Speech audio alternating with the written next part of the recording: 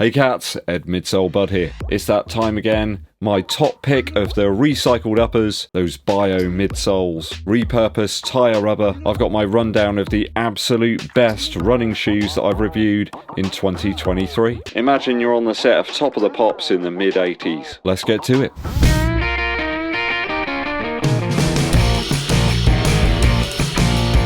Thanks for tuning in and joining me here. I'm feeling rather festive now, I have to be honest. I'm on holiday now, so I can do lots of running and also eat lots and lots of Christmas cake. If you've been enjoying the videos over the last year, please hit that subscribe button and give this video a thumbs up like. You know it makes sense. Danke schön.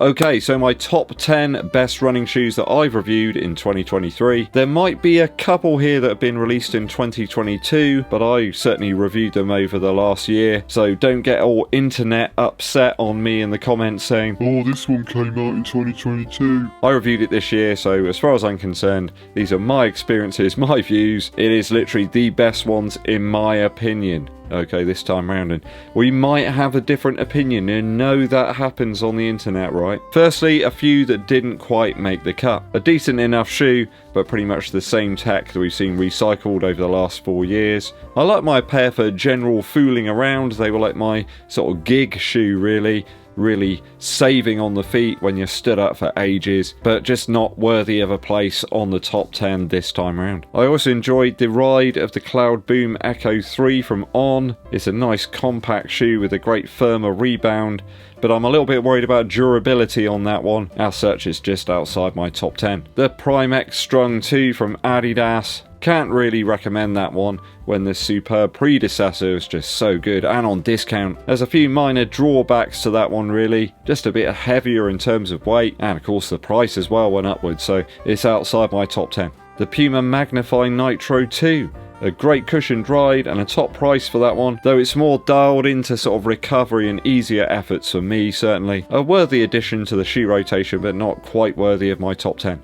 And the last one that's outside the top 10 is the Vaporfly 3. It wasn't as great an update as I hoped for, certainly over the V2. The upper was just all over the place. It's just a mess if you ask me. I didn't really find that I could achieve that sort of level of pop and propulsion from it as I had before on the last two versions. The grip was okay and reasonably durable, but the updated midsole here didn't really do an awful lot for me. As such, it's outside the top 10. Okay, we're into the toppermost of the poppermost now. At number 10 we have the VOMERO 17 from Nike. In my opinion, this is Nike's best daily shoe that they've got out at the moment. A really lovely consistent cushion across the footbed there with a mixture of foams. Really like the Zoom X and SR02 combination here. There's some great traction underfoot as well in the VOMERO 17. It's really one of those shoes that the Pegasus should have evolved into at this stage. No air units here or any weird tech incorporated into it. It's simply two foams that just work together. Soft yet without that mushy feeling, and ideal for just about anything aside from those higher paced training sessions. So very appropriately priced and positioned at number 10 in today's video.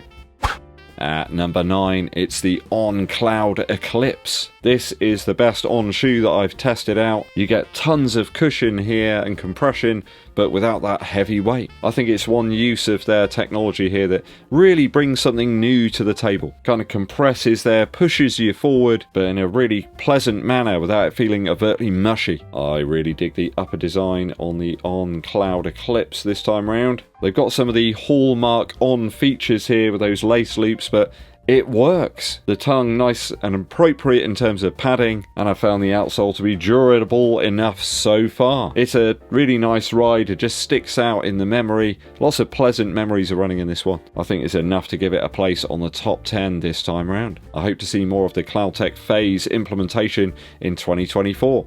So number 9 is the On Cloud Eclipse. At number 8, soft as a kitten, but with some real pop and propulsion here, the HOKA Rocket X2. Only lower in the charts slightly due to some lockdown related issues that I had with the upper. It's a little bit dependent on sock selection, and it hasn't always been a problem. I think it's down to the very rigid nature of the shoe with that carbon plate. You need to kind of dial in the lacing just to get the lockdown right over the top of the foot, but when you do, it's an absolute banger. I love the fact that the Rocket X2 is so light as well. There's hardly anything to it, probably due due to the fact they've carved out quite a lot of the midsole here. It really does feel like a trampoline on foot, this one. Okay, keeping the weight down and delivering us a really speedy race shoe this time round. The fun factors there as well with the Rocket X2, which perhaps was missing in the Carbon X series. I've loved doing some faster training and sort of longer runs in this one where I've got some faster sections in there at least. Top draw stuff from HOKA this time round, and it's worth position number 8 on my top 10 of 2023.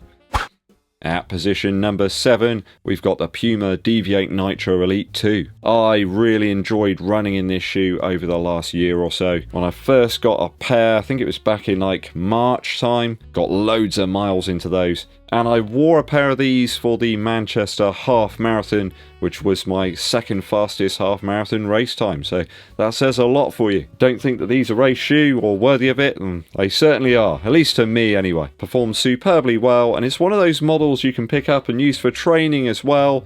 You don't have to baby this one too much. It is durable. There's some longevity there. The rubber's hard enough yet still malleable that you get some good grip. Doesn't feel too harsh underfoot as well. You can get that sometimes with some outsoles that are just a little bit overdone. There's a lovely, beautiful, simply designed upper on top of the Deviate Nitro Elite 2. And the midsole there just works incredibly well with that plate to provide some stability and a little bit of propulsion. A top drawer shoe, and one that's reasonably discounted right now if you do want to pick up a pair. Search around a bit. It's been a bit overlooked, I think, this one as a race model. I think there's lots of people out there that have perhaps bought some of the other sort of more out there super shoes and didn't get on with them when they could have got this one and had some stability but a really forgiving underfoot feel. And it's super light too. Easily worthy of position number 7 on my chart of 2023.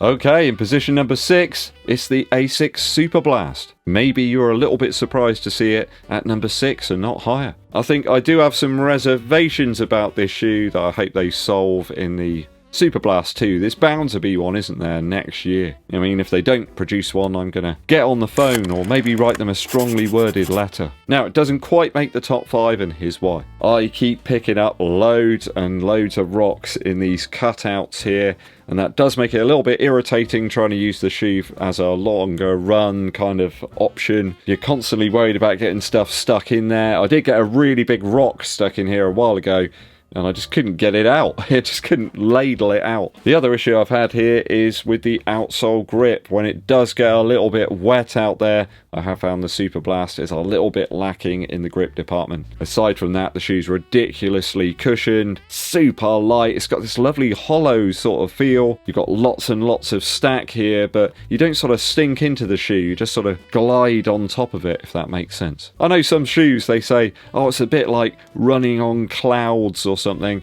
It's a little bit like that in the SUPERBLAST. Don't think it's for everybody, but I really love the combination of foams here. When you couple it with those other issues I have, it's the price of the shoe. It never gets discounted, this one. It is very expensive. So a great one here with a really dialed in upper, fantastic midsole. They just need to do some improvements to the outsole, so it's not quite the perfect running shoe for me. But it's getting there, certainly. And there's nothing else that's quite like it. So at position number 6, just missing out on the top 5, is the Asics SUPERBLAST. Before I get to my top 5, just a couple of shout outs to a couple of companies that I've been working with recently. One of those is SoulCube. You will have noticed these fantastic presentation boxes I've got here. They're actually facilitating and making the videos a little bit easier and quicker to do. They're super easy to put together as well. So thank you for SoulCube for firing these over for me to check out. And of course the other company is Runner. They do some fantastic running related apparel. I love their hats, they're absolutely fantastic. If you fancy going and checking some of those out, please look in the links below. At 5, we have the SAUCONY Triumph 21. Now, I know that the viewers are really digging this shoe. Everybody loves this model. I really enjoyed the update to this shoe with a fantastic upper, really fitting this one without being overly generous. Breathable enough, it's still flexible but containing. It's just the right side of nimble, this shoe as well, without being sort of overdone in terms of plush features. A lot of the time with this type of shoe, they overdo the heel collar, but it's just right in the 21. Lots lots of midsole cushion here, but I found that this one had a little edge over some of the others. Just a little bit more return for me here without it being overly mushy. Sometimes they can just feel a little bit too compressive, like they're absorbing all of your energy. Kind of like impact protection, I suppose. This one, though, goes up through the gears quite nicely. Traction is on point too, with some appropriately placed rubber. There was an improvement over the previous version I tried out. I think it's even better rubber traction here than the Endorphin Pro 3 as well from SAUCONY. Certainly better than the Speed 3. That one really didn't work for me in terms of outsole grip. So, at position number 5 is the SAUCONY Triumph 21. At position number 4 is the superb SAUCONY Endorphin Elite. An absolute banger of a shoe, this one. Super light, very nimble and exciting to run in. That's what your running shoes should be. The foam here a little bit denser than some of the other super shoe models. Not quite so compressive, and that is a bit of a running theme, I suppose, in pretty much all the shoes in my top 10 today. Can see the ones I kind of really enjoy. Ultra soft stuff's just not to my liking. I also found the Elite to be a super forgiving shoe on foot. Mega breathable to the point actually where it might be too chilly and too breathable for you if you're in a very cold climate. The upper was really easy to dial in a good fit as well, and they've deployed some really rough sort of coarse rubber on the outsole as well that's improved that traction. I guess the only main downsides to the shoe are the price. It is a very expensive model. And maybe the durability as well. Power Run HD is certainly one of those foams that you gotta use it or lose it. It is gonna sort of wear down sooner or later, so enjoy it while it lasts. You just can't have that level of daily destruction with some super light shoes like this one. This type of foam is gonna break down. Bulky, overblown stuff, well, that's great if you're just using it on a daily basis. With this one, better to burn out than to fade away. I just find this one a spectacular shoe, certainly one of the best of the bunch this year. So at number 4, it's the SAUCONY Endorphin Elite. Before we get to the top 3, if you're enjoying the video, please do hit that subscribe button and give this video a thumbs up like. Also, comment below and let me know what your top 3 shoes were this year. At number 3, we've got the Brooks Hyperion Max. Now, for me, it's one of the best Brooks shoes I've tried out ever. Max cushioned, but easily a racer or a trainer. A brilliant, very simple upper design on top of this one. And of course, you've got the DNA Flash material here underfoot as well. Again, I don't think it's going to be for everybody. This one's a little bit firmer, I suppose. It's still forgiving though, and stupendously light. It's kind of all the best bits of the original Hyperion tempo, but they've kind of maximized it and somehow managed to make it the same weight. Certainly a great long distance training shoe, this one, where you want to throw in a few sections of your run that are at a faster pace. The foam seems to work at any temperature really, and it's durable to boot as well. Brooks hitting the mark on this one, and another overlooked shoe really. You don't see too many people talking about this one, but believe me, you are missing out if you haven't tried the Hyperion Max. It's probably because it hasn't got like a swoosh on it or something. Might not be the hippest shoes on every single running reviewer's Christmas list, but the Hyperion Max is number 3 on my top list of 2023. At number 2, it's the MIZUNO Wave Rebellion Pro. It took me ages to pick this one up, and I wish I'd picked it up much earlier this year. Now, I can see why this shoe won't work for everybody, but for me, old Eddbud, it works superbly well. Perhaps the Maverick design here, and a little unstable for some. I think if you've got some pronation issues, you might be best avoiding this one. But for me, it's an absolutely majestic shoe. Brilliant upper design here, and great outsole too. The grip is fantastic, and again, a firmer midsole material just seems to work for me. It's still light and forgiving though. It's hard not to love this one and be a little bit sort of bewildered by it from a shoe tech perspective. You know, I love that stuff, and I have done since I was a young lad. I used to collect brochures and stuff on like running shoes, basketball shoes. There is nothing else quite like this on the market, and if you haven't tried it yet, I do urge you to seek out a pair. I think you might find you got a bit of a gem on your hands, you know, a diamond in the rough, and there's loads of cheaper pairs on offer right now as well. Just makes it a little bit more alluring, I suppose. So in position 2 for my best of 2023 is the Wave Rebellion Pro.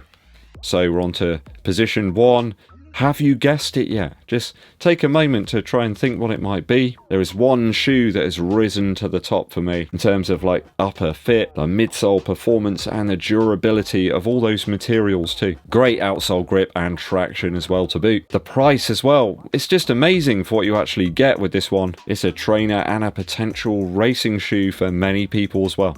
It is the ADIZERO Boston 12 from Adidas. Now, I'm a little surprised to say that this is my top shoe for 2023. I did not think I would be saying that at the end of this year, but it hits the mark in so many ways that it's impossible not to recommend it to you. Now, it does take a little bit of time to break in this one, so do persist with it, but now it's kind of one of the most versatile models out there for me. Just does so many things so well. Really nice sort of balanced weight to it. They've increased that Light Strike Pro cushion, so it's a little bit more forgiving. You could use it for daily activities, some speed work. It's also great if you're going out doing some hill training as well. I think those rods just provide a bit of extra rigidity, really propels you up the hills. It's just really consistent underfoot too. I found it easy to get a good lockdown in this one. And it's reasonably cheap as well by comparison to some of the other shoes in today's video. You get a lot of shoe for your money here, and it's my top shoe of 2023. Never thought I'd be saying that right now. The last two were very, very forgettable. So well done Adidas with the Boston 12.